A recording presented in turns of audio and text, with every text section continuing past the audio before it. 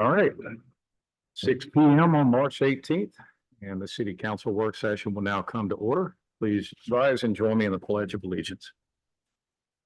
Pledge allegiance to the flag of the United States of America, to the republic for which it stands, one nation, under God, indivisible, with liberty and justice for all. Renee, would you please call the roll?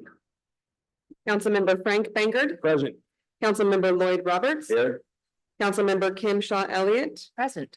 Mayor Dave Gaddis. Here. City Manager Kyle Reefler. Here. City Attorney Randy Mora. Present.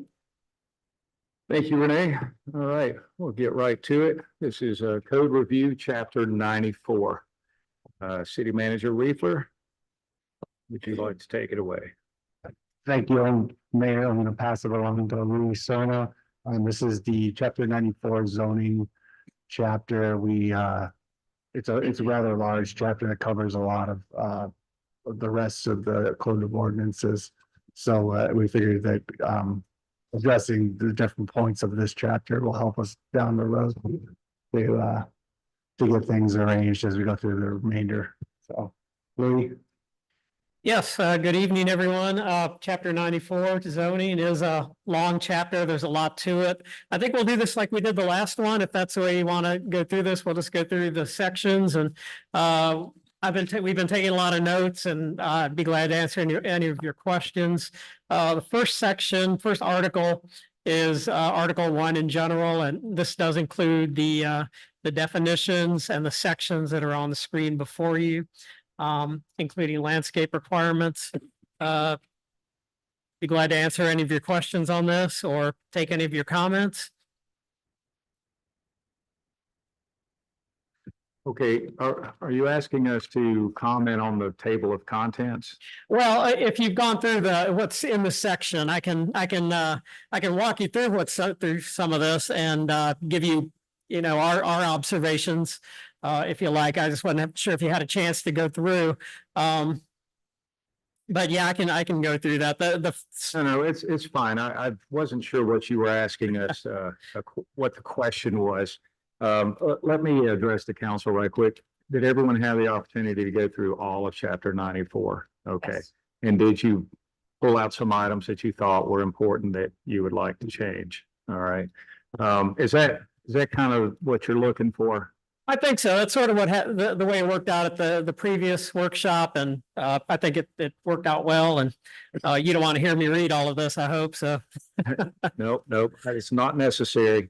Okay, so yes, Mr. Roberts. I was just going to recommend, like I talked about the previous time we met, that I don't think anybody knows or understands what most of the issues are with our citizens more than our city manager. So Kyle, it might be appropriate if you could kind of go through and let us know what you get the most phone calls about or challenges about or complaints about that really come to the forefront. Sure. This could take all night. Well, hold on one second. Before you do that, because your list is probably not going to be the same as ours, I actually picked out 4 items. Did everybody do that? Did you have some hit list? Did you too? Yeah, a couple. Let's just go around, and if we've already covered it, he won't have to address it. Is that okay with you? Yeah, that's fine. Thank you. Okay. Lloyd, let's hear what you've got. I know we discussed this briefly, I think the last time. So is this what you were referring to? I did not. This is not my editing. I had Renee printed out. Okay. I'm jumping on your bandwagon, but I've got more information about that since you brought this to me. Okay, well, if that's the same issue you were going to talk. Yeah, I have some questions about it, and I know there was a brief discussion we had last time. So it would help me a lot. It seemed like there were some specific challenges from some of our citizens regarding this particular definition going back 5 years. So help me understand a specific scenario where it would benefit our citizen by only going back 1 year, I think is what the discussion was, Okay. versus 5 years. And before we even do that, it looks to me like we've been handed out a complete strike through. And I was a little worried about that. I didn't know if a complete, let's just throw it out the window. I'm afraid that it might come back to bite us in the rear. So You want my input on it? I would definitely love to hear why you did that. Okay, I sat down with a neighbor that had substantial damage during the Dahlia. And there's other people that had substantial damage in the Dahlia and then got some more damage in the storm of December 2023. So I really wasn't aware of all this until you raised it. I mean, I really confident in bringing this up. But from what I see, and I talked to Kyle, the 5-year look back in the 50% rule could be very compromising when somebody repairing their house. Right? This person's has $115,000 worth of damage to their house. But their estimate only can, and I might be wrong, a couple dollars off, but basically they were only like $12,000 from being within the 50% rule. And this is nothing with the city, this is FEMA. They cannot repair their house now. So now they're gonna have to tear their house down. Or build, yes, and then what I brought to Kyle attention was, well, with the 5-year look back, could something happen that I had $50,000 damage last year.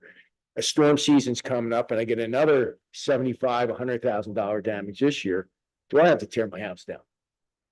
And I think if we had 0 look back, then doesn't it reset every year then? So you can have 0 look back and it would be per event or per permit. Per that's project, Yes, effectively. okay, but now it's 5 years, right? And Right. Accumulative, you know what I'm saying, really? Yeah. A cumulative of 5 years, so I mean. You might as well just tear down the house if you have 3 or 4 storms. There's another scenario also. People come in and they buy a house that was recently flipped, or someone's getting ready to put their house on the market. So they do all these renovations to make it have great street appeal.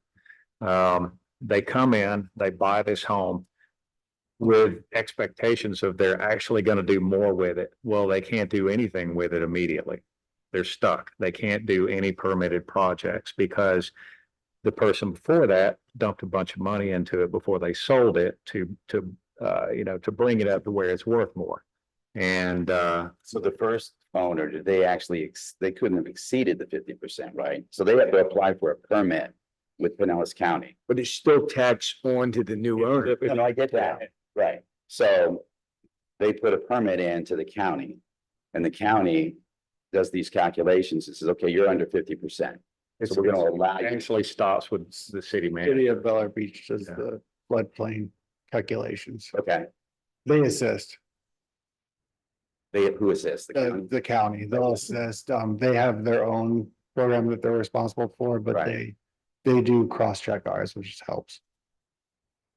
So is this 100% to do with flooding? I mean, why is FEMA so actively involved in it?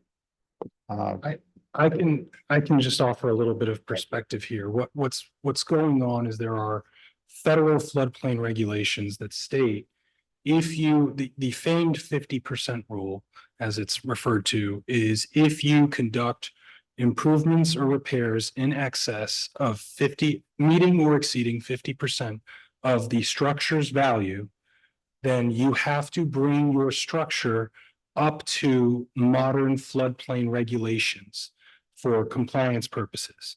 The rationale behind that is you avoid, and I'm forgetting the philosophical Greek analogy of this, of the person who replaces piece by piece of their ship, and at some point there's no original piece of the ship left, but it is the same ship. Right. Right, and so you avoid that and say, okay, if you're going to rebuild this, then we want to rebuild it in a way that is from, and regardless of people's perspectives on this, that is responsible and consistent with modern design standards. You know, so elevating it above X feet above base flood elevation and other similar requirements. The look back period in communities whether it's none at all to 5 years, and I've seen even longer in some jurisdictions, is to prevent somebody from saying, if you have no look back whatsoever, as Kyle suggested, it is done permit by permit. Well, if I just break my project into a series of smaller parts, this will, let's say my home is worth $100,000, understanding that's not really many homes anymore in Bel Air Beach. But let's say your home is $100,000 and I plan to do $75,000 worth of repairs, but instead I do a series 75 $1,000 repairs, and I work around that 50% rule. So from community standards for their firm rating, their insurance rating, and otherwise to remain compliant with FEMA's guidelines, they say, okay, we want to capture this so that en masse, our properties are compliant and up to modern design standards, because it won't necessarily on a single property, but can affect your insurance rating with the federal floodplain program if your properties are knowingly not compliant with its standards. And so this is I hate to use this term given other recent discussions, a check valve of sorts on that compliance process. So that's what we're talking about.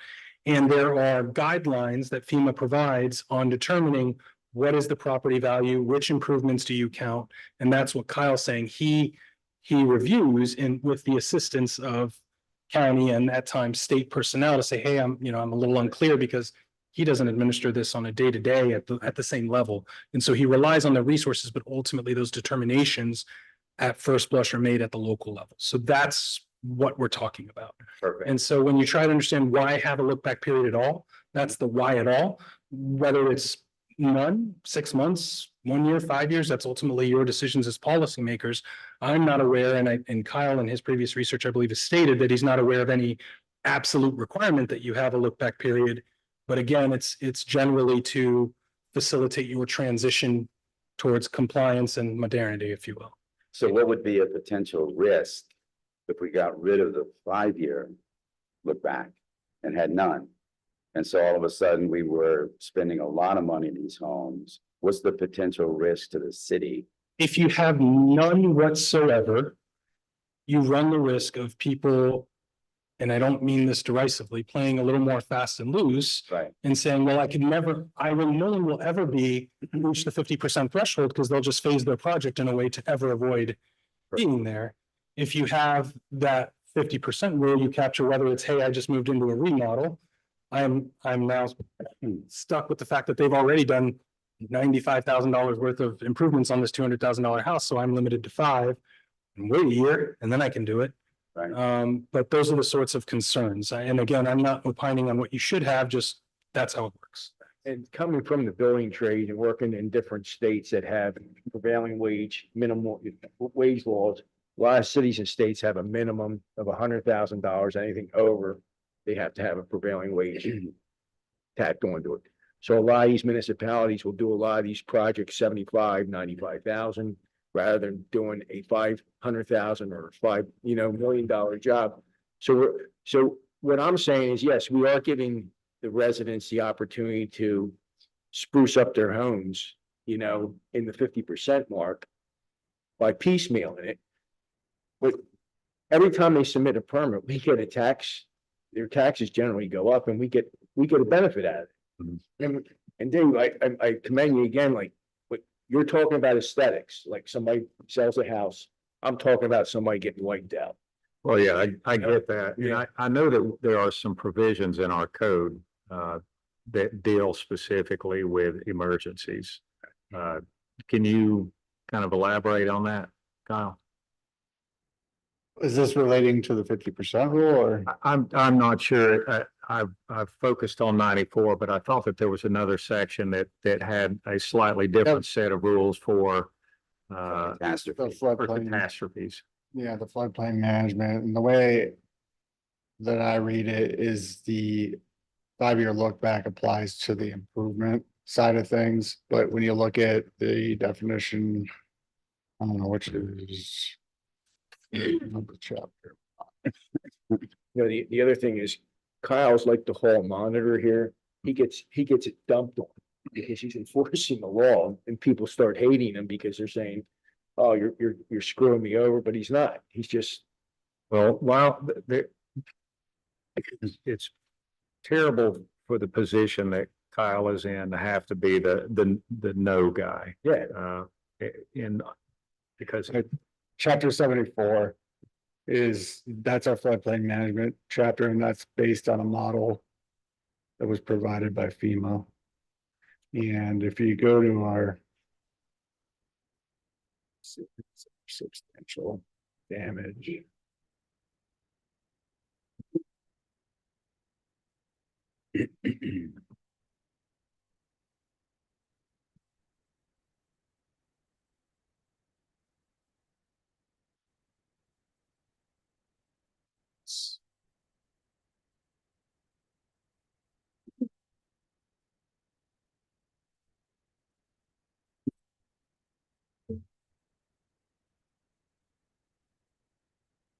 Well, we're looking, can I ask another question? Sure. Just understanding the framework this is working in. So let's say, following up on your question, that if there's a violation, so we somehow don't manage this appropriately, that goes into our insurance ratings for floodplain management. Is that correct? It can. I've not seen that directly, how that happens in a community, but it is a factor in your floodplain insurance risk management rating, your firm rating, and I don't know that that's the right acronym. I was making it up. And what happens with that? I mean, is that some sort of federal program for which there are penalties? Or does that go into commercial carriers' ratings? What happens with that rating? As I'm not an administrator, I'm not in a position to intelligently speak to that beyond the obvious statement that if it affects your rating, it can affect policies. I don't know if that's at the consumer level or if that's in they provide, bond ratings, Moody's has now downgraded you. I don't know, honestly. But I just know that there's been discussion. There's often a discussion in barrier island communities about trying to maintain their firm rating for the discounts that are provided and the rates that are provided to end users, and understanding member bankers' research and efforts on, are we actually seeing these discounts and everything else? I can't begin to opine on that. But that's generally my understanding. I don't have a more informed answer to give you, as it's not my role. Do you have something to add to that? Well, yeah, generally, yeah, that's a pretty good explanation. It's a point system, and you get points for doing certain things. And once you get the different points that add up, you get to different levels.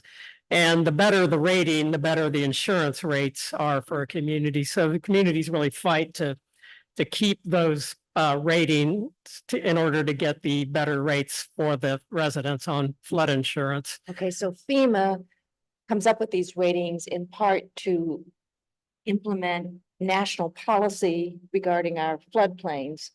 But then that rating is used commercially for setting insurance rates. Is that Correct, correct. Yeah, and that's just one factor. Like I said, it's one factor may not change your rating, but because it is based on points, but it all goes to the same thing. And communities, it is a valuable thing to have a better rating for the residents. and just to note, there is a national lawsuit against the NFIP, FEMA, because they have proven that they haven't given these points and deductions and breaks to cities, communities, and people. which you're trying to? Yeah, and that's still in the courts, but they've not revealed their formula, their magic formula Yes. for determining how, what those rates are. thank you. The black box. Yeah. It's not published anywhere and no one can answer the question. You just get it, and not in a good way. I do have a little bit of apprehension about going to no look back period. And the reason why is because there's going to be there's too much room for abuse. We don't have the staff for continuous over and over projects from all these homes that have been waiting a long time. I think that moving to 1 year would be a good trial balloon to see if that's sufficient. I understand that in a storm situation, A lot of things could happen, but if it's one that's completely destroyed, it's gonna take a year to fix it anyway. Oh, no argument. I yeah. mean, and but the other thing I wanted to point out is all these codes that we're reviewing, we're probably not gonna get to council till late summer, early fall. You know what I'm saying? Right. And I really think this should be addressed in a separate ordinance before the storm season. Oh, well, that's possible. Yeah, we could probably do that. I don't, I would advise the council to ignore the second strikeout completely. This is a FEMA regulation. It has to be in there, whether it's 0, 1, or 5 years, or any time that we select. You still have to rely on the 50% of fair market value. So just keep that in mind. And I'm in favor of 1 year. I'm in favor of that will get it moved. Can I Robert? ask- And I think I agree, and I think what you're implying there is if we do the 1 year, and for some particular reason down the road, we find out that didn't work the way we thought, we could then revisit it and alter. Yes. Can I ask what our neighboring communities generally do? And secondly, do we need a legal opinion that this would not in any way impact our grandfathering? I just always want to be sensitive to We that. lost our grandfather in 2.0. No. She's referring to the short-term rental Oh. grandfathering. Is that right? I mean, does it mean, do we touch anything regarding zoning, or is it only regarding? It's only regarding short-term rentals, as long as we don't touch that. And that's the holy grail of code. All right. We just need to enshrine it and paint it on the walls. Okay, so it's that I can let that go. It's just limited to short-term rentals. City Manager Reefer, do you see any reason whatsoever that we can't, that we should not switch to 1 year? I mean, just from like a floodplain manager standpoint, it's always better to have a longer look back, because the goal is to get people to build up. Not invest so much money where it can flood, but Build up Or is- or knock down and build up? build up, knock down, change, convert the bottom floor. I mean, there's different methods, but they're expensive. But so I can't say there's no benefit to having it, because there is a benefit for floodplain management. But when it comes to just, the big picture, benefiting the residents and letting them upgrade, I mean, we'd still be participants in the National Flood Insurance Program. We wouldn't be violating anything there.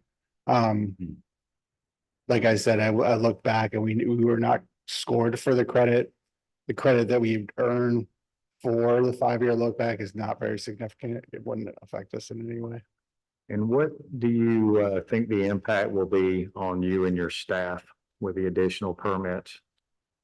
It'll actually, I mean, I don't think you're gonna see a large influx of permits just because of the look back rule. It actually is a burden for us because we have to track everything. So a shorter look back is gonna be easier for us. Would be easier. That makes sense. Okay, does anybody have any objections to reducing it to 1 year? No. No? No. Okay. Any objections about getting this for this whole? What we can do is, this is a work session. He's right. It's probably not a bad idea just to go ahead and do an ordinance in the next council meeting. And we just go ahead and get that one on the books because storm season is coming. The only hesitation I have, I'll double check with Kyle on this, is just making sure if anything in your code mandates that this kind of provision go before your planning and zoning board before it go before you. That might be a limit to this getting to you quickly, not as late as November, to be sure. But if we have a meeting in like 2 or 3 weeks, it may not be on that agenda, only if the process requires it go before your P and Z before it get to you. So we'll just confirm the appropriate process. So just in case, if we didn't do it in the April meeting, then it would be May, June. in June, because we have to do it twice. Everybody good with that? Okay, good. Thank you. Thank All you right. again for raising this Yeah. issue. You're very welcome. Okay, what else did we have now that we've gotten that one out of the way? I had one. Let me find it right quick.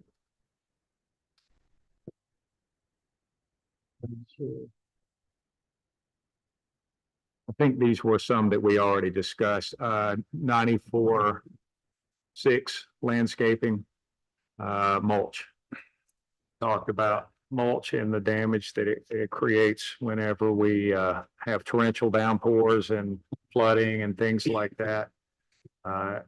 Am I the only one with concerns? No, I am. I think we did discuss that, and if I'm not mistaken, I think Randy, you brought up the part that if we attempt to start, for lack of a better term, dictating the type of mulch, as an example, people should be using, that may cause some issues.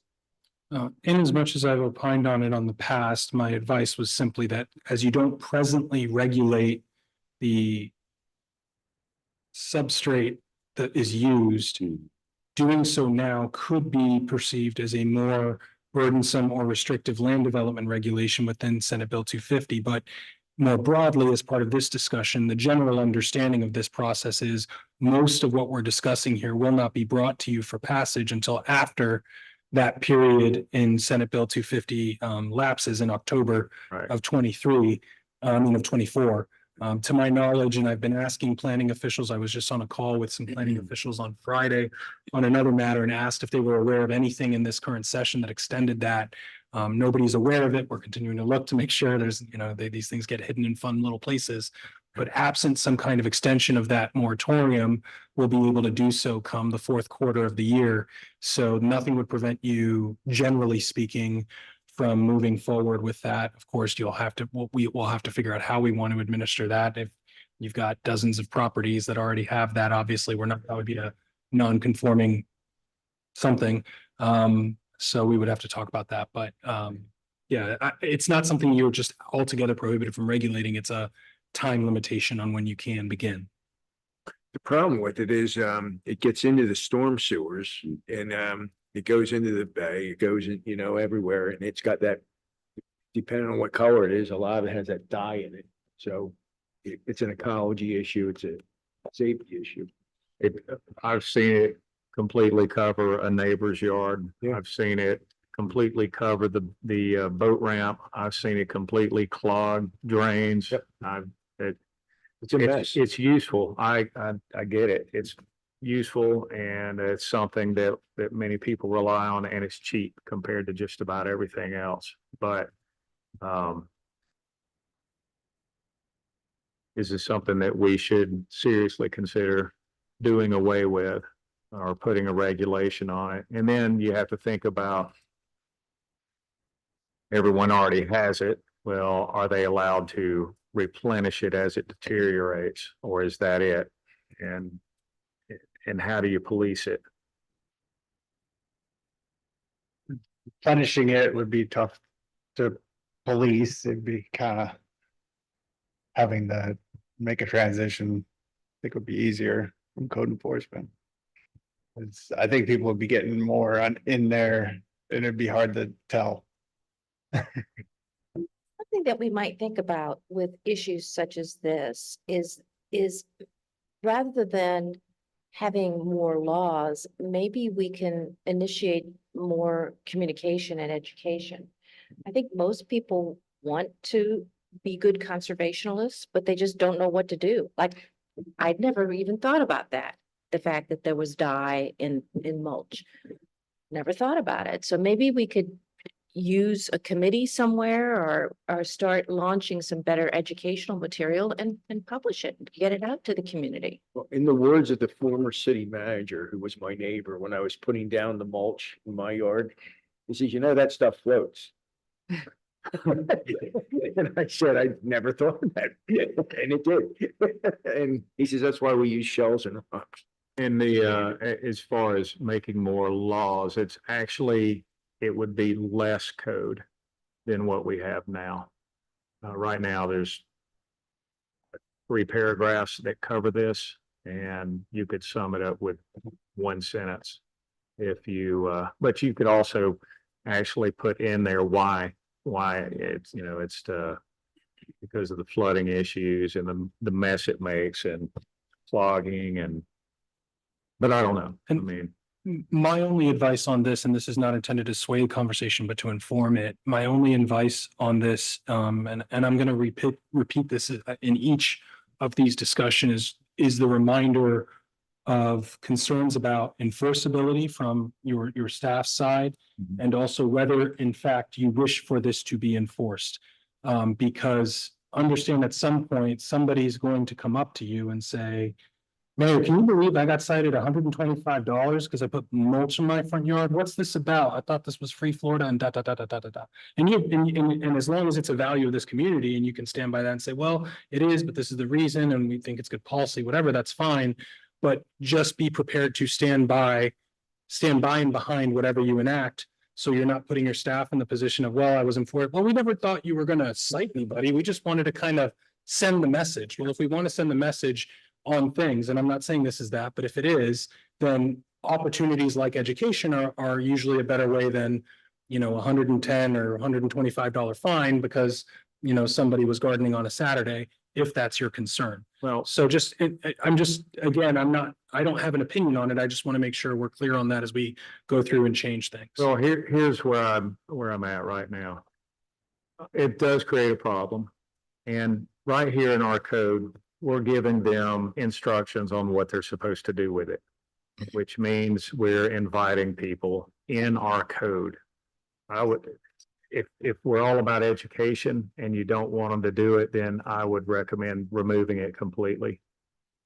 If that's the stance the council wants to take. What section are we reviewing right now? It's on page 7. 94.6. Yes, sir. Along Kim's lines, I think possibly, and we won't know until we do it this way, but more of a recommendation as part of like a pamphlet would go out for the new homeowners or everyone. And we would have it on the website that this is what we recommend. And here's why we're recommending this. Instead of it being an actual enforceable code, which is going to cause problems. I think a large percentage of our citizens would probably get on board with that. Just like Kim was referencing, a lot of people don't know that it's a problem. But if we had some type of a document or information on our website that explained landscaping requirements, and part of that was the use of mulch and why we don't recommend that necessarily, they do make non-floating mulch. I don't know how well it works. I have seen that. It's called Bag. blocks. No, for another word, yeah. But they do make a type of bark and mulch out there that theoretically is supposed to not float. I actually used it when I was in Lutz for a while because there was parts of my yard where it would puddle and float off. It stayed. I don't know how big of a storm it would take to move it. But again, I think the education approach and recommendation approach of saying, hey, here's what we recommend. Here are the products we recommend. Here's why we're recommending this. And we would appreciate your help with that because here's the problem it causes. I think a lot of the people would come on board. Yeah, and I think with the mayor is bringing this to the council's attention. And my problem is puddling is one thing. It doesn't really, even the stuff you buy at Home Depot doesn't really move. But when you have 2 or 3 feet of water, Sure. and waves in your street, I don't care what it is, it's gonna Move it. Yeah, and like I said, I mean, he said it best. I mean, some people didn't have any of it in their yard, and their whole yard was just covered with it. Well, I think there's plenty of sites out there we can look through to determine what are the best materials to use in landscaping that aren't going to be subjected to floating away, whatever those are. Well, here's my recommendation. Obviously, it seems pretty hardcore to say you can't put mulch in your yard. I understand that. And the only reason why I bring it up is because I saw what happened, especially in your neighborhood on your street, in your neighborhood on your street. I didn't see it so much where mine was at, but I didn't flood. So I would like, let's just bypass this one for now. Let's add this to another work session and continue this conversation and see if we can come up with some solutions. I don't want to bog the whole meeting down on this one topic. I had two more that are on page 34, and that was dealing with the number of stories. Plus you got Bless you. Yeah, I'm so sorry. 34. Yeah, page 34, that was dealing with the number of stories. With homes being built. Find it. Height code. Yeah, that's not on my page. 34, 45, or does it say something? You know, what it says on there is not what it is, unfortunately. It says 34 on here. But in the actual page. Which, I what, wouldn't 94-209 94, 209? heights. Oh, I'm way ahead. 6. 209? I'm at 220. Yeah, it'd be page 26. Page 26 of 45, yeah, heights. Wow, it's funny, Adobe marked it as page 34. I don't know why. Anyway, so what it was under heights. Yeah. The first recommended change was changing 2 to 3 habitable stories alongside a garage or storage area. So that would be making use of the space that you're not supposed to use if you have a 3-story home.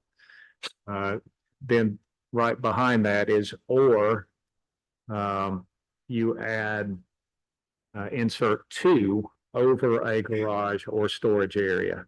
So you're still limited to 3 stories, even if you don't make the bottom story habitable. Does that make sense? Yeah. So 2 above the garage or 3 from the garage level up. Does it change anything with the overall height? Overall height remains the same. Okay. You're making more taxable Right. square footage in the same box. The one thing that did change the overall height is when we adopted the Florida Building Code with the 1 foot of freeboard. Because our height code is based off of the base flood elevation, Okay. but there's the base flood elevation and then there's the design flood elevation, that's including the freeboard. So given that, we could adjust our height code to be based on the design flood elevation for, as opposed to the base flood elevation, because they're kind of getting shorted a foot. Because you're only going 35 feet above whatever your map says the Mhm. BFE is. But then you got the design flood elevation, so you have to go at least 1 foot higher for your livable floor. So just something that changed when we adopted that freeboard that we might want to go to. So instead of 35, it would be 36. Well, you could just say, Just change what it's. 35 above the DFE instead of the BFE. Because the DFE can change based on what the freeboard is. Okay, Is that, and that's the peak of the roof, 35. Right. Yes. yeah. The highest point. It doesn't include any towers. I want to start. Did you get that? I did, yeah, and then that's more, how more communities do it is based on a design flood elevation. Okay, The tower was an Makes sense. inside joke. and so that was 3 stories or 2 stories. The 2 stories are above the garage or 3 stories are beside the garage. Mm.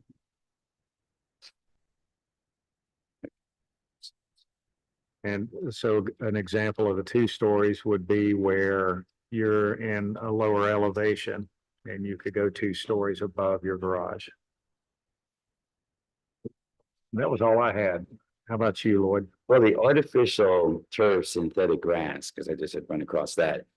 Relatively recently, we addressed that. Yes. And we wrote it was like in 22. Yep. So that should be pretty good, I believe. Have we had any issues come up with that No, since then? I've had 2 new homes use artificial turf and I've been following, the screening from the road and the you know, if they use it in the front, they have to have it between In paver blocks and blocks. things like So, that, yeah. So we've been following it. The one thing I'm gonna have to pay close attention to is there was a section in there that talked about if you already had it Mhm. and within so many years you had to, Replace it. get it to code. To our current code, whatever that is, yeah. The only thought I had when I read it, because I know we spent a decent amount of time making sure that this was best for the city, and I think it is, the way it was written, it is written. But I thought of Mike, because he was actually allergic to grass. And that was the main reason that he had artificial grass. So my thought is, why do we actually have that part of the code in there discussing the front yard only? That you can only have it in the front yard if it's used in 4-inch maximum spaces between blocks and things like that, as opposed to if somebody was, I mean, that to me sounds like a legitimate reason why you wouldn't want grass, real grass, anywhere around you if you're really allergic to it, type of a deal. But I was just curious, why would we allow the artificial turf that meets our restrictions as the type of in the sides and the back? Obviously, the back is probably not seen, but in the front, we allow it, but only in a manner that we're gonna have it between blocks. That just seems like a lot of work. Why wouldn't we allow it? In Delaware Shores, some of the houses there are totally artificial. Right. I was just curious. Because it's the aesthetics of, Yeah, it's uniformity. yeah, It's, you're trying to create a certain look and feel in the community and cruising right along and all of a sudden this crazy looking green that stands right. I'm guessing that's why Okay. that happened. All right, when I was reading that through again, I thought, wow, that's interesting. But you're right, on the other side of the street, we see the artificial It's grass out there, a lot of Yeah. do that, yeah. yeah, and then on the side, it says it can be there, but you can use you can screen it, with landscaping. Fences or whatever. Different world over there. I just wonder how the drainage is like, because the old stadiums and that, you had to rip that up every 3 or 4 years because it wouldn't drain. Mhm. And then you have the Zamboni sucking it up and everything like that. Yeah. I saw we say it's considered pervious, and it is, Yeah. so any Yeah. rain, everything goes right through it. But then it gets clogged, is what I'm saying. Right, Yeah. through dirt Yeah. and different Yeah. stuff. Did you have other items? On the fences, Kyle, if you recall, I was just here a little while. And I was replacing a wooden fence that needed to be replaced. And at the time, I spoke with someone that said, well, if you're replacing an existing fence that's beyond repair with a new fence, and if it's not the same material, it required a permit. And have we already changed that? Because I didn't see that this go around, because I was replacing a wooden fence with a vinyl fence. And we had just a brief discussion, and I think the decision was made, well, it did not require a permit, even though it was using a different material for the fence. Because it was going in the exact same place, Yeah, exact same height. I think with fences, you have to be careful if it's a repair as is, kind of like a dock when they're just repairing the boards. It's fine if it's the same, but if you're switching material, then what if you're switching the height in different areas and, Yeah, it was. and you have a lot of things Everything's the that same. stipulate exactly I how. have a good example as to why that would be, and I may be wrong, but this would be my guess. Whenever the county comes out and they inspect the fence, it is the county, right? County does a wall because a wall, Okay, a As a wall. footer. Okay, who inspects the actual fence when We it do, was? we do. Okay, so you inspect it a certain way and you verify that the post is in the ground, there's concrete, Mhm. blah, blah, blah. But you also look at the way that it's attached. Well, you take a foreign type of, say, a hybrid plastic or something like that. it's not gonna attach the same way. You're not gonna nail it in. So how are you gonna do that? And I think what it is that if you can repair it, but you need to put it back the way that it was inspected. Unless you change the whole thing, would be my guess. Right, and that's what I was doing at the time. The only reason I brought it up, I couldn't find that this time.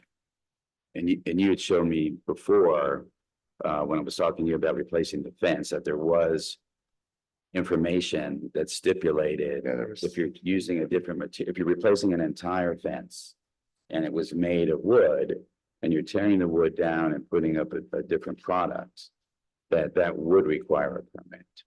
I think any fence replacement, I don't know about, I thought you could repair a small section, but I didn't think you could tear out your entire fence and put it back up without a permit and inspection. How about neighbor A has a wooden fence?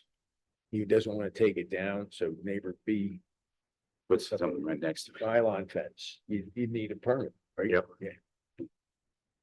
Because my first question to my neighbor, I didn't know who owned the fence. I said, is this my fence or your fence? And because it was falling down, he said, well, it's obviously your fence. I said, no problem. I'll take care of it." Go in with your cost? No, I mean, it was all good, good neighbor. But that, again, when I was reading it through this time, so maybe it was in a different code where it addressed that, placing an entire fence, because I didn't see it, this go through.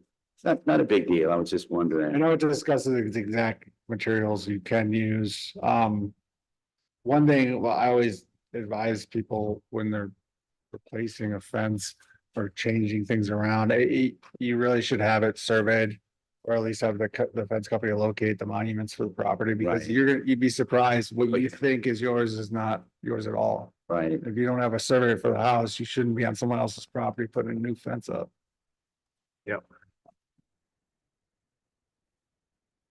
Anything else? we can move on to somebody else. I've got something I may bring up. Okay, all right. I have quite a few questions just in terms of questions, mostly for what your experience has been. So one is sheds. Have we had any issues with sheds? And is that something we need to think about in terms of our ordinance?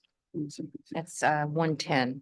We haven't had any major issues with what we have on the books now. There was when they made the code for the shed, that is our only additional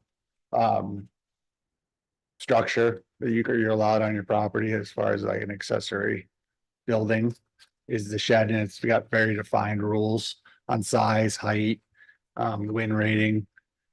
And it also, I think, said something along the lines of if you already had a shed that didn't conform. So when that got put in place, the previous city manager, he really went through and eliminated a lot of the violations. So whether it was in the setback, whether you could see it from the road, Right. whether you had multiple sheds. So I think after that first sweep, it hasn't been an issue. I think it's a good section of code. Okay, good. 206 deals with wood frame construction. And I thought this was interesting in that it can be constructed, a building can be constructed with basically what a third party says is okay. And what has our experience been with that? And is that too broad of a delegation to a third party? I'd have to check this with somebody who knows the building code well, because it might get trumped by the building code.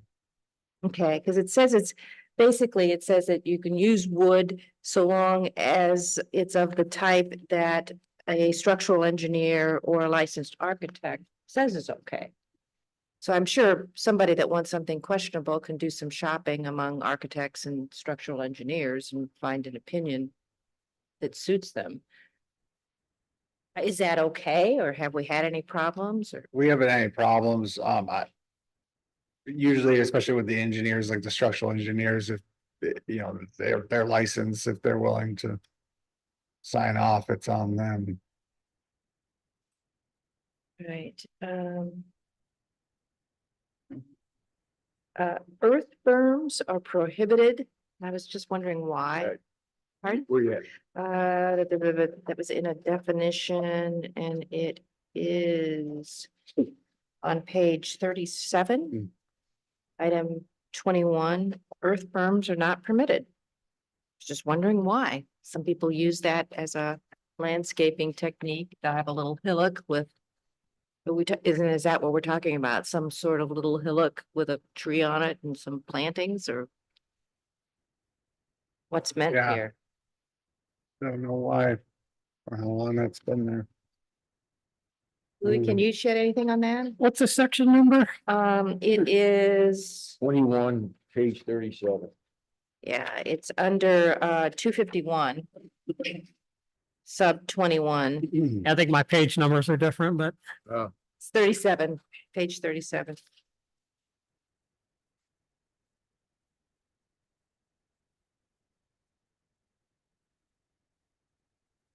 I'm thinking it's related to drainage. I was just wondering why it's there. I mean, I'm not a proponent of berms. I just don't know why that's there. It's probably to keep your neighbor from putting a big hill in his yard.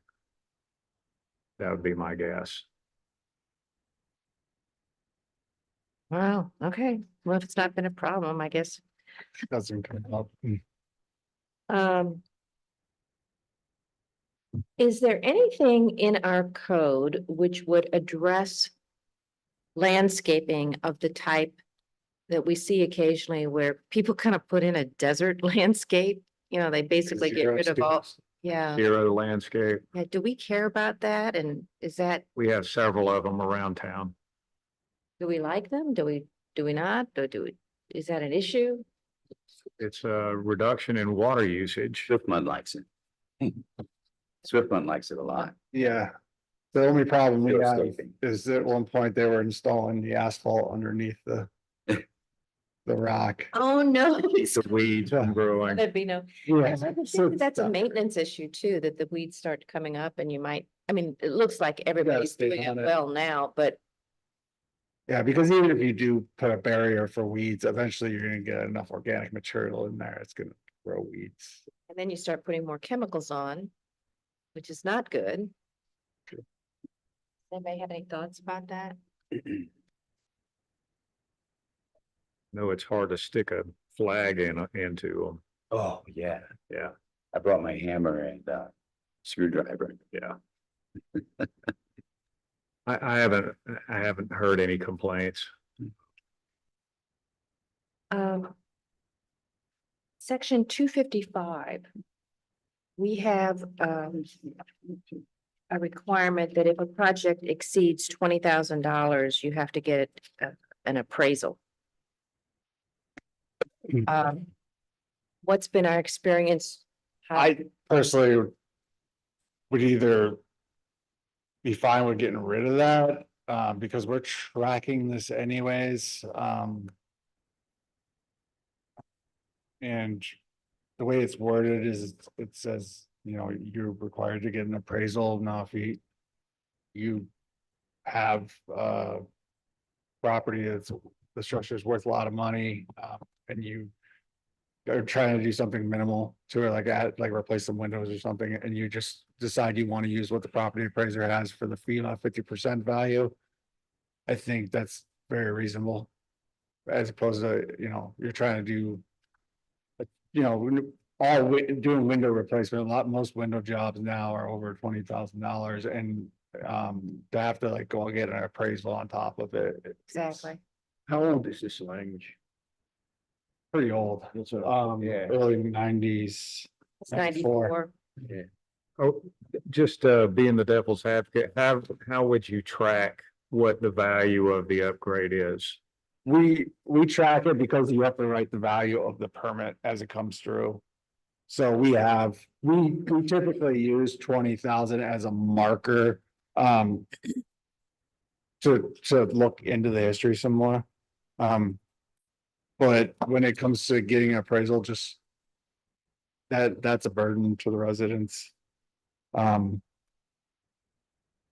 If we are doing a, we're gonna be doing the substantial improvement affidavits anyways, for, where they're gonna get a value. Right. It's just whether, I mean, requiring that they do an appraisal for some, there's a lot of people that just want to do an improvement to their house and they're fine just using what the value is on the property appraiser.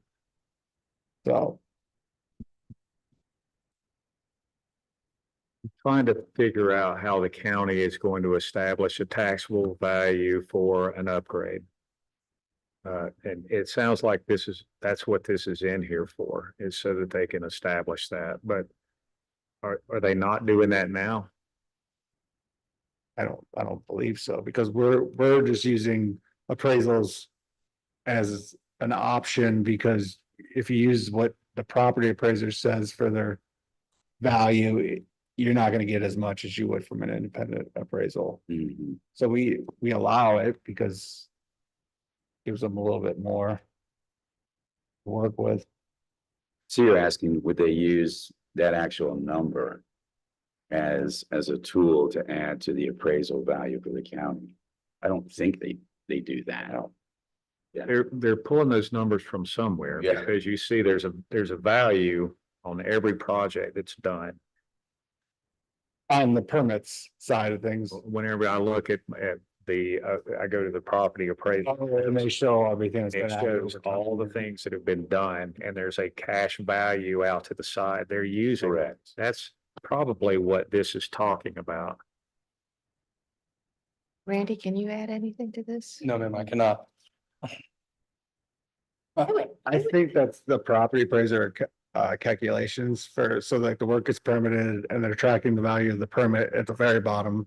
And then as they reevaluate the structure of the property and whatever was done to it, they're calculating that. And Just wonder where they get the And I- number that they're plugging into the value of the project. Wouldn't they get that from any permit? No, I mean, you can get a permit on a project, but how many times are you over budget? If something doesn't go right, or I've noticed that typically those values are low as compared Which to is what you what we actually want. spend. Of course, Yeah. of course. I think everything that they appraise through the property appraiser, it tends to be on the lower side. Yeah. So try to be fair about it. I'm fine with taking it out. That sounds Everyone good. else? Yeah. Okay. It just seems like a burden. People don't need to, one more hoop they don't need to jump through. And the last thing that I have is that I assume we're gonna have some sort of discussion on antennas and towers. So just, I'll No. leave that one. I don't think that's an issue for anybody here. I'm joking. We had that discussion, otherwise resolved. We have had some of that discussion. I will tell you as recently as the last few days, I even exchanged correspondence with the lawyer who had represented the gentleman through the last process, first thanking him for facilitating his client coming into compliance with the existing code, but also asking if there were any samples he offered, not because we would fully endorse necessarily their approach, but again, to give us the full complement of information as we consider what revisions we want to implement. But that is an issue we are certainly tuned into on what structural limitations we want to provide, and making sure if we are going to reasonably accommodate amateur antenna radios as federal law requires, that we have clear criteria rather than leaving it up to guesswork on how that'll be navigated. I brought up about height, and don't take this the wrong way, like you couldn't give like a definition, how high, because Yeah, now that I'm at 60 feet, can I go to 120, for sure. So 240? So the challenge with this is much like when we discuss variances, right? In variance parlance, when you're seeking a variance, one of the things in our code and in most codes that you have to establish, and I think Mr. Cerna will speak to this as well, is that it's the minimum variance necessary. So in our code, we can have a presumptive limitation of some reasonable height. Let's say we allow flagpoles to be 25 feet or something like that. So we say, okay, fine, 30 feet is generally allowed. Other than that, we can't say absolutely nothing over 30 feet. We can say 40 feet is the limit, but you may be able to get a variance if you can establish A, B, and C. When you look at federal guidelines, one of the things it says is you can have a height limit, but if they can establish that 40 feet is the minimum height necessary to operate and receive signals for that amateur radio antenna, a city is likely going to have to make that reasonable accommodation. Now, if they can accomplish that at 40 feet, but they're looking to go to 65, no, 40 feet's the number. You might want 65, but you've proven that, we've established that 40 is what you need. So when we talk about the amateur radio antenna towers, one, I don't want to give this an outsized amount of attention in this process. In the 30 years, there's been one that's proven a challenge, and that doesn't, I don't mean to diminish the concern for that property owner who attempted to erect it and his neighbors and their respective concerns, but it is not as though this is a, great issue in our community that's proliferated in the way some other communities are dealing with short-term rentals, for example. But if we're going to regulate it, we should do it intelligently with an eye towards what the regulations are. So at the risk of beating the dead horse, yes, we are aware of that. We are trying to craft it in a way that is cognizant of and compliant with modern state and federal standards. And the challenges with telecommunications especially is those preemptions keep growing. Sure. Well, So my general questions were, one was, it seemed like the one problem that we did have stemmed from the fact that that particular application ended up being an antenna, right? The whole thing was considered an antenna? It has more to do, and I can speak to you, Miss Elliott, just because you do have a legal background. There's a bit of a legal fiction that the tower and the antenna, once joined, are functionally one, and an antenna in our code treated those as differently. And in fact, before I received any meaningful guidance from or information from opposing counsel, if you will, in this process, I looked at our code and said our code treats a tower and antenna as separate things. But once you start to look at how the case law actually treats them and how communities are often overturned, the legal fiction is once the tower is mounted to the antenna, it is all considered the antenna. So anyway, how do we address that going forward would be one of my questions. How do we get sensitive to that? So somebody doesn't put up yet another one.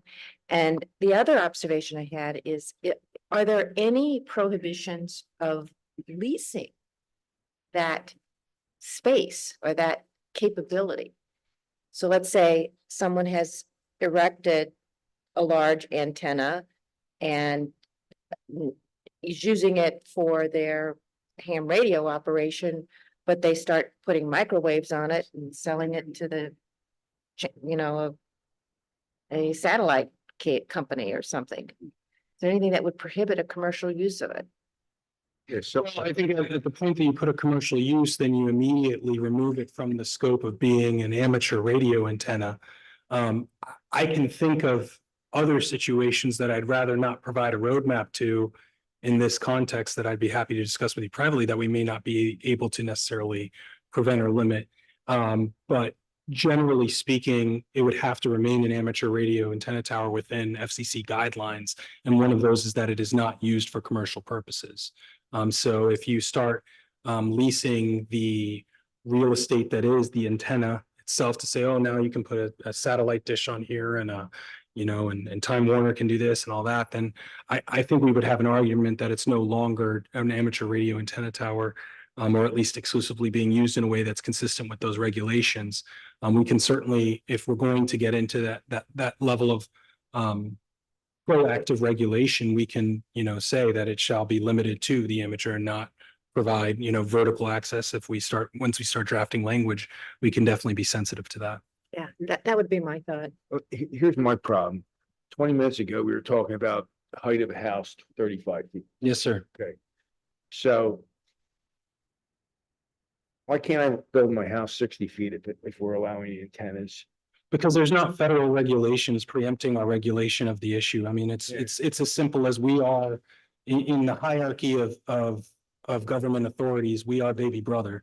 And so if Big Brother is going to tell us otherwise, then we just got to follow those rules. I mean, that's really the simplest distillation of it is the state and the federal guidelines have told us you cannot place an absolute limit. I'm not saying we can't place a limit. If we do place a limit, we just have to recognize we may later have to have some reasonable accommodation. There's no similar guidance for a residential structure. At least not yet, knock on whatever the closest thing to being wood is.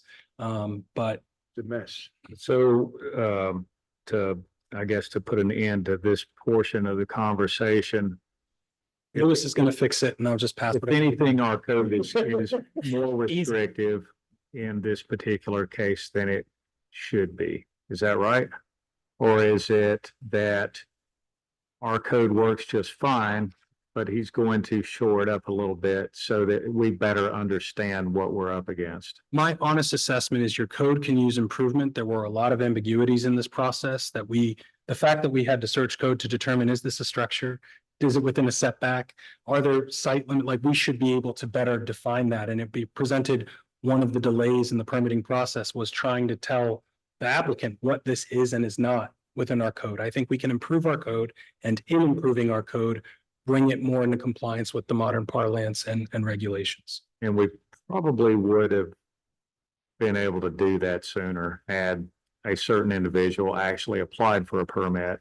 Right, I mean, that was part of the process. There was, but I think honestly, if my personal reflection as a city attorney, I'm glad that the gentleman is in compliance now, but I think that this was also a testament to how well run your city is. Because the gentleman came into the code enforcement process saying, I'm not applying for a permit because they're just going to deny me and no one's going to take my permit seriously. And instead, that's exactly what this community did. You did a very detailed review of your regulations, applied the ones that you could, voiced your concerns with the permitting officials about the things you couldn't regulate, but wanted to make sure they were addressed. They were addressed to all regulating authorities' limits, and they ultimately got the permit that they thought was impossible. I think that's a testament to this community doing its job and serving its residents. So yes, to the extent he assumed it was futile, that delayed the process. But similarly, to the extent it was assumed that we could stop this, and in a moment ago, Ms. Elliott, you suggested, as long as we can stop this. We can't stop this. We can regulate it better.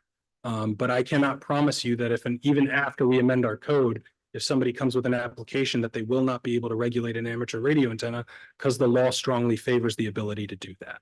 No, I understand that. And I say that both for your benefit, but also the record, if you will. Anything else, Miss Elliott? No, thank you. Okay. Mr. Bankard. 2 points you raised and I raised. I'm satisfied and I thank you for it. All right. You're very welcome. And Mr. Reefler.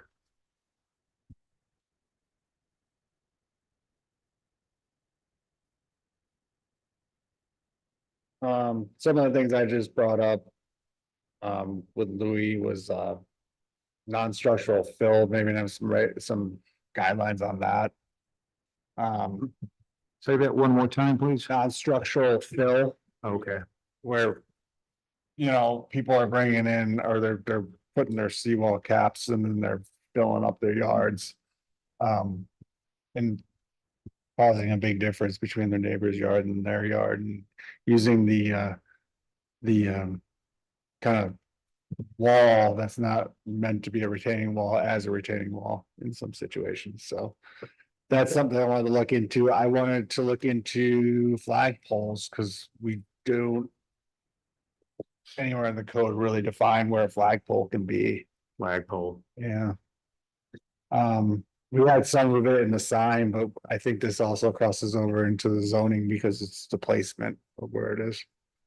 Didn't we have a height restriction? We talked about that a year ago with some flagpoles, like 35 feet or. We were talking about it in the sign area. Yeah. Right, that and the flag sizes. Right. we did that. And then we mentioned before, and we'll come up with something where the hedges and the plants in the front setback. Taking into consideration some of like the cul-de-sacs and things that we could make exceptions for. But I think that was more, you wanted us to craft what we thought the language should be and then bring it to you.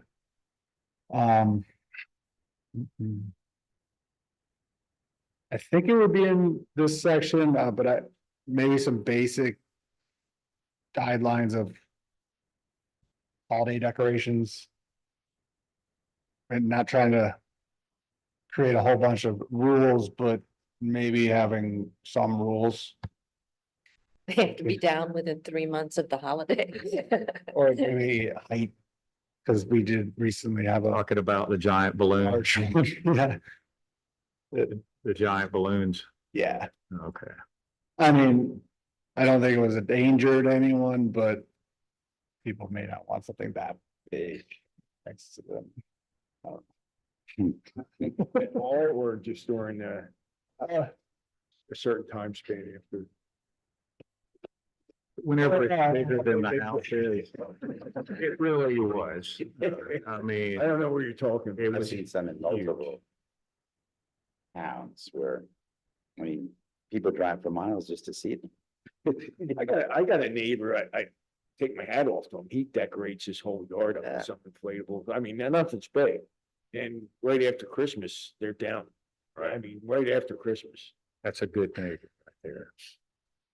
But I mean, people go up and down the street just to look at it. Yes. So that would be great, Kyle. So you're saying you guys will put something together? Yeah. About that and let us review it. I would say that my opinion on, I have two opinions. One is that leaving the lights up for a long time. Maybe, is that a free speech thing? Are you speaking whenever you're throwing colored lights all over your? I mean, there's definitely a free speech analysis that would have to be done. I'm not saying that it'd be absolutely protected by the First Amendment. You know, when you start getting into design aesthetics, free speech comes up as a concern. And again, maybe you have lights on, but then they put one up that says like, stop the war, and they use Christmas lights. So now that analysis is different. But you know, the caution again against the line between an HOA and a community on regulating aesthetics. I really don't think it's a big problem in Bel Air Beach with year-round holiday lights. The giant balloon in high winds does worry me a little bit. It's I probably more- mean, culturally, it's just also, you know, they are marketing and selling more things like this, right? Like as we get into Halloween, there's skeletons that are now the size of, and Home Depot just announced the skeleton's gonna have a dog that's roughly the same size that you can buy. So, you know, it's also these things can sometimes be cyclical in terms of that. Why put out 35 small decorations when you could put out one giant one?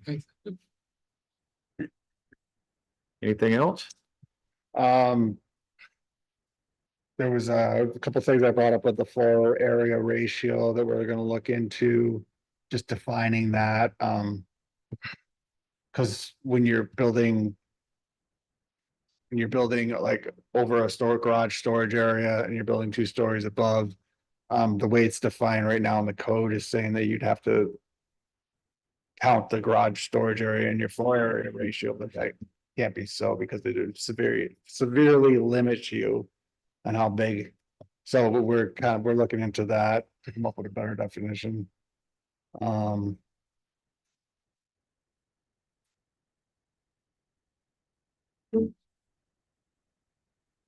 Just a little bit more mention of generators, What about generators? really just getting them talked about. They've been interpreted as the same encroachment, 4 feet, like you can have your condenser. But just to have it in there and mention it. Fixed generator, not a portable. Yes, your fixed generators. Like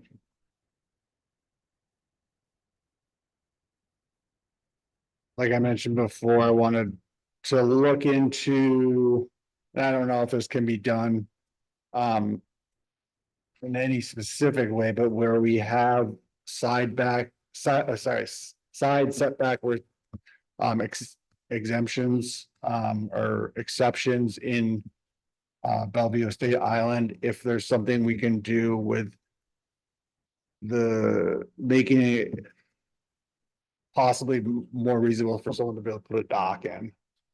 You know, some kind of consideration for the lots that have the very. Obviously, I'm going through this process right now and I've put a lot of thought into it. I think much as it pains me to say it, I think the reason why they have the 12-foot setback is because you can get a big boat in there.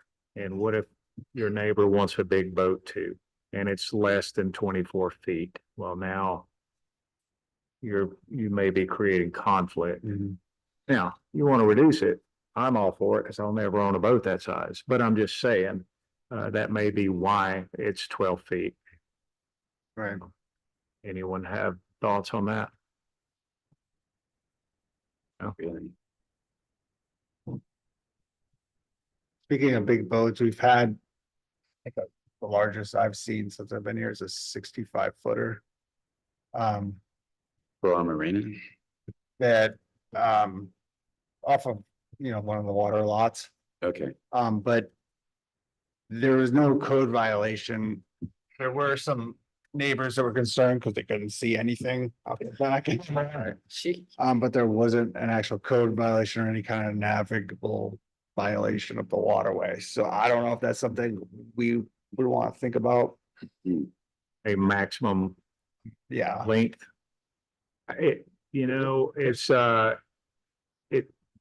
It's not too far out there where it's at, but I can understand concerns. What about littoral rights on the inlet? I mean, like if you're saying, well, if you're living on the beach, I have the right to view the water and everything like that, but then he's saying, wow, this guy put a 65-foot boat in there, now it takes my whole view out. Is there, Mr. Attorney, So is there an answer to that, littoral rights on the bay, or? littoral rights on the bay. My short answer would be to defer back to the discussion we had when there was some concern about the number of boats in the waterway, which is to say the city does not regulate the waterway. So once the boats are in the water, that's not really our purview. Yeah, but what I'm saying is it's blocked. This guy has a 65-foot boat. I live here. I can't see to the left, Yeah, you have the right to view left and right of your property, and that is a consistent issue that comes up in coastal communities, whether it's, hey, they put up palm trees now, or they put up a sculpture that I don't like the look of, and now I can't see the sunset the way I used to. You have no right to a view across your neighbor's property. You can look straight out, and even as you're straight out, only because in some of these coastal communities, we have what have alternatively been described as fingers, or, a series of cul-de-sacs that view each other. While you have a right straight out, you don't have your right straight out stops at that next property line. So you don't have a right straight out to then govern what you can see on the neighbor's property across the water. But, of course, somebody can't come and build a wall at the rear of your seawall to block you. But you can't say, I used to enjoy the sunset in the east, and now they've put up a slide for their kids, and I can't, that's not a thing. Right, not just, No, I appreciate the question. It's a common question. yeah. And also a common assertion made. And Louis, I don't mean to draw you into this too much, but from a planner's perspective, does that come up for you often, the arguments about regulating across the property? Yeah, that's always a discussion at permitting and things like that. But yeah, you're right. As long as it doesn't get into site triangles closer to the roadway, then it's not a thing, but that's not where you're talking No, I'm about on the talking water about- side. Yeah. Intercoastal. As large as a 65-foot craft is, it's actually not causing any problems as far as the waterway goes. Sorry, I misunderstood the question. I think, if you were gonna look into something like that, maybe it would be per inlet. As you're going into these baby harbors, okay, how much clearance do you have on each side? And it looks to me like the way they design them, they're about equal all the way around. So maybe if you took another 65-footer and put it directly across the harbor from it, then how much room do you have left? I don't know. That's another question. It's a unique circumstance for sure. and then lastly, I talked about this with Louis with the multifamily homes. We currently have in our code that if you put like a wall or a fence on the property, it's supposed to stop before the seawall cap. Um. There's probably 50% of them don't, they go over the seawall cap. Um. Louis said that it's common that. That's something we could change, that other communities allow that. I guess, it's obviously to kind of prevent people from walking over the seawall caps Right. across property lines. Um, I'm not opposed to it, and the reason why is because people have dogs. true. That's And then the our way you- residential, same deal. That's the way you contain your dog.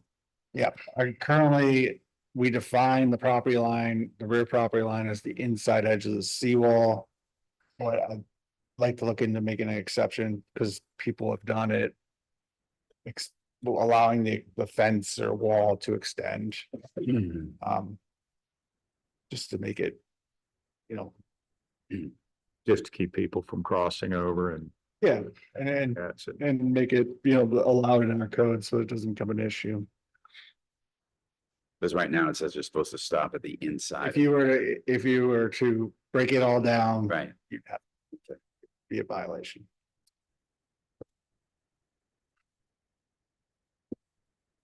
Anything else? That is it for 94. Well, that was far less painful than I expected it to be. That's pretty good. So do you have any questions for us? No, I was gonna say the same thing. We had got some good comments, good notes. I think we got a lot to work with. Do we have anything else for Lewis? Not for me. Okay, Is there any, I'm sorry, is there any update on the potential appointees? that's other business. I'm sorry. Yeah. Okay. I bring up one more thing. We talk about it and it comes up in the history. I just recently spoke with Larry Flutie about the observation to using a flat roof to have an observation or an access. Larry said in the history they did not allow them because if there was anything on that top of the roof, like say an electrical outlet, anything that like a utility that would consider it to be a habitable space, they wouldn't allow it unless it was only the second habitable. So if you just had a one-story habitable and then you had the observation, a lot of people are proposing building the houses with access to the roof, but not doing anything at the, on that top, like putting water access or electricity or anything like that. Just sit. So just have access to the roof. So that's something that I'd like to figure out if it's something we allow or don't allow. Well, now you've just made it 40 feet, 50 feet, because you're gonna have humans standing up there. So now it's even higher. And they're gonna put a table up there or chairs or something is gonna be up there. So now we're going even higher.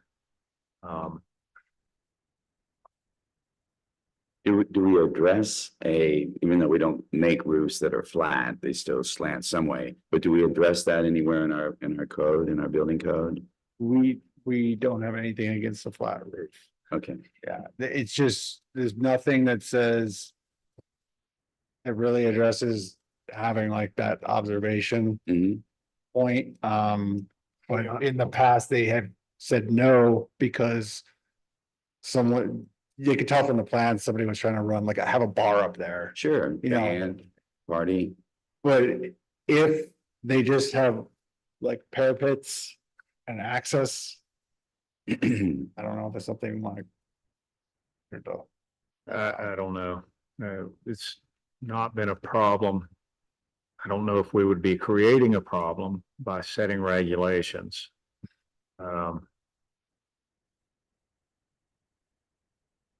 I know in a more modern type of architecture, you'll see that more often. Mhm. You just see that. Driving around our city, I don't know if I've seen too many houses that have what people consider a flat roof. Yeah. Yeah, there's, See, what I'm the way that I'm leaning on all of this, even the reluctance of changing the flood elevation level, it makes sense what you proposed. But at the end of the day, little by little, we're taking away what makes Bel Air Beach so special. We're a small, quiet, sleepy little beach community. And every time one of these little homes is knocked down and built up, it's great for somebody, but is it great for everyone else? And that's what worries me about us eventually becoming something that we don't recognize anymore.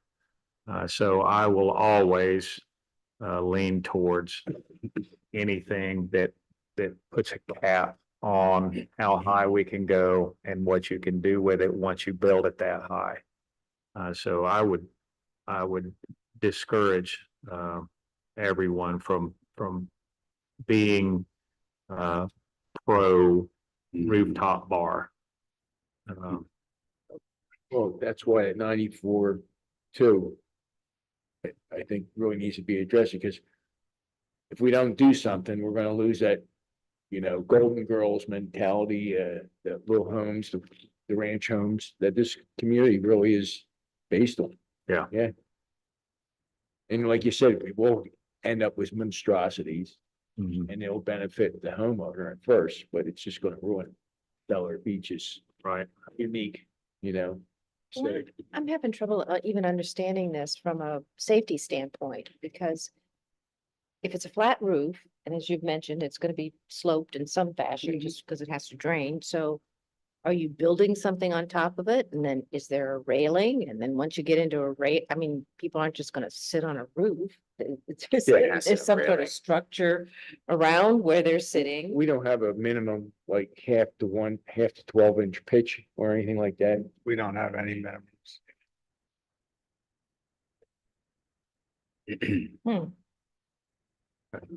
I've heard there's communities that don't allow flat roofs, Sure. and I think we probably got what? 3 or so? A few. Yeah. Handful. Are they flat, or you got like just a small drain going into like the middle to get rid of the, yeah. This is what I think. I think that if you build the full 3 stories, you can't use your roof as a standing surface. If you build 2 full stories And you got, from the ground or from your garage level, well, then sure, you can build a nice little overlook hangout spot. It's still 3 stories. Mhm. But I say, I just firmly No, I mean, Keep it underneath. believe that if you open that Pandora's box, then you're really giving them 4 stories now. Mhm. And that's what it's gonna look like. They're gonna have walls up there and, handrails and everything else. I don't, that's not what I want to see in Bel Air Beach. Yeah, it'd be almost like trying to have like a conversion for the roof. Right? Yeah. So if you feel that you need to put something in the code that protects us from that, Mm. please go for it, and we'll look at it whenever we do the review. Yeah, I think you hit a point, because that would be a great feature to build for the 90-day rental. Seriously, you know what I'm saying? To rent something out, and I think you're dead on. Mhm. Restrict that as much as possible. Okay. Anything else before we move on? All right, Louis, I appreciate it. All right, yeah, thank you. Thank you. All right, now we're on to other business, and Lloyd had brought it up. I was going to bring it up too. Was currently we have 2 applicants for the for our Council members. council member positions. We don't know how many council members we need until tomorrow. Was today the official last day that we are taking, or does it end tomorrow? I can't I remember. believe it ends tomorrow. At Okay, it 3:30. ends tomorrow. So if anyone knows anyone that would like to possibly serve on the council and would like to be considered a nominee, they need to get in their application tomorrow. This is the end and we're cutting it off. Good. After all the applications are in, would you make sure that everyone gets a copy of Yes. what we've got? Currently, we only have two. I originally wanted to do a miniature work session and we just bring them in and we hash all that out in a work session and then vote for them in the meeting, but I don't see any reason to bring them in twice. I think we can contact them individually, ask them questions, and then at our next meeting, we'll vote for whatever it is that was required of us, which right now it's 3, but it could be 1. I'm hoping. I have faith that we're only going to need 1 person, and then we'll move forward from there. I just want to make sure I'm clear on when we're talking about the numbers. If the voters approve all of the proposed charter amendments, there is a phasing from 7 seats to 5 seats, and that does not happen immediately. I just want to be clear about that. Obviously, this council can decide what it does with that information. If someone applies, you're under no obligation to appoint that person, whether you deem them qualified or if you think them not an appropriate fit. But I just want to make clear that, and again, we will, once we know the results of the election, I will later this week provide some guidance on what does all this mean now, once I can make heads or tails of it. But as written, the ordinances and resolutions contemplate a date certain, not immediate, where we would transition from 7 to 5 formally. Right. So you will still have 7 seats on your council come Friday, regardless of what happens on the vote. Whether you choose to fill those seats is a different question. Yeah, that makes sense. Interesting. So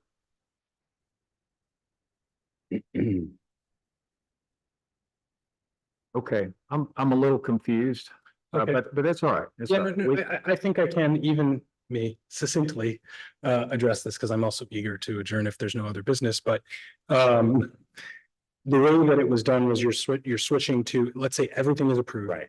You're going to have an election your next election would be November, I think, of 2026. 26, right? And I think it was at the November 2026 election. I'm not certain of this, but I think it was at that election that you phased down to 5. Correct. And so that's what I'm saying. So you would still be 7 people until that date. Whether or not you choose to fill 7 vacancies is a different question. The challenge you face again is, having more for that time gives you the flexibility as it relates to quorums and other issues. But as the ordinances were written, we were phasing on that election cycle, if memory serves. And again, I'm going from my memory, it's been a while, but I know it was not, hey, come April, suddenly we're a council of 5, because we needed to appropriately phase that in relationship to the election cycles.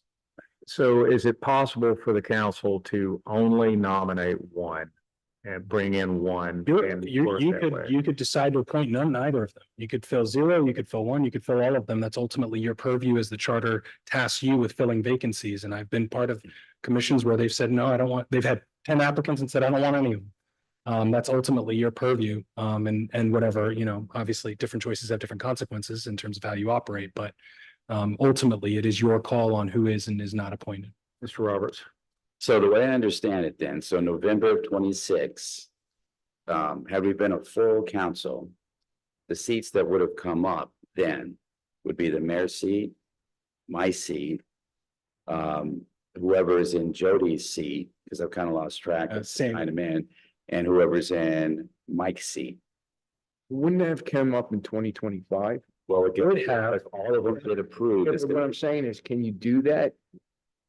Since they ran on 3 years, you actually can. We, Given them. yes, the way it was all written and disclosed both to the electorate and in the ordinances and resolutions. Yes, and yes, the way it was contemplated was whereas normally there would be, I think it was 4 seats on that particular election cycle, we would only be filling 2 or something like that, whatever the math was. And again, Right. forgive me, I've not looked at it in its specifics, but that was and I think I've made a joke about this in the past. I had to beautiful mind it on the whiteboard in Kyle's office to make it all make sense. But yes, that was how we phased it. Okay, now, her and I, You're good. no, when would that cycle come up? Would that come up in 28? Yes, that's my recollection. Right. Because the way, if everything is approved by the voters, you're going to be on federal election cycles. So you'd be on the presidential and it would not quite kick in for this I one. just didn't know But it'd that, be the midterms and then the next presidential election, the midterms and the next presidential I just election. didn't know if it was lawful to, if you ran on a 3-year term, was elected to a 3-year term. Well, and we had an extensive discussion. I understand that, but I'm Yeah. saying, I didn't know you could actually get a year. Well, the voters are giving you whatever time you're getting from the voters. You're not getting. Yeah. So that's what the voters specifically are approving your term of office. And that was one of the concerns with this was you're running and you will not know until election day when your What we're term, doing. what your term is. And that was one of the challenges. And You would get like an additional 6 months by going to November of 28 as opposed to. You're actually getting like a year in 8 Right, because months. instead of a 3-year, it's a 4-year plus. And that's why, at the risk of confusing everybody, this week I will send you a summary once we know what is what from the voters, because all of this is very academic Yep. until we know precisely what happens. This is my recommendation. Don't have to agree with it. I'm open to everyone's opinion, but having an even number of council members is a mistake. We don't have, right now, we have 2 candidates or 2 nominees. And we might get a third. I don't like just, okay, everyone showed up and because you're here, let's vote you in. I think the goal, I believe everyone is in agreement with the 5 council members. Mhm. As a council, we can say, let's pick one, let's pick the very best, and we run on 5 until everything changes over, and then it's a natural cycle. I think that would it'd serve our city better, and we would have less potential for problems. Thoughts? Well, we're eliminating, if Charter 2 gets passed, we're eliminating the word quorum. So we won't, if only one person shows up, you can have a council meeting. Is that correct? If all of the charter measures pass, this specifically contemplates that 3 members shall constitute a quorum and you need a majority vote of the seated council to approve a But measure. I thought we were eliminating the word quorum and. I don't remember the precise phrasing of it, but it may be a majority, but whether or not we eliminate the word quorum as a matter of parliamentary procedure, quorum is always an issue. Right.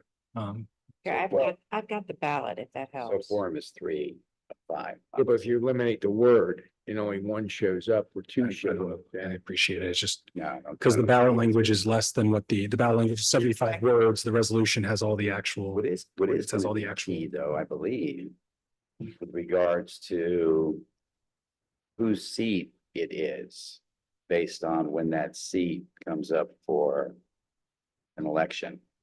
well, I don't think that's a problem now that he just explained it.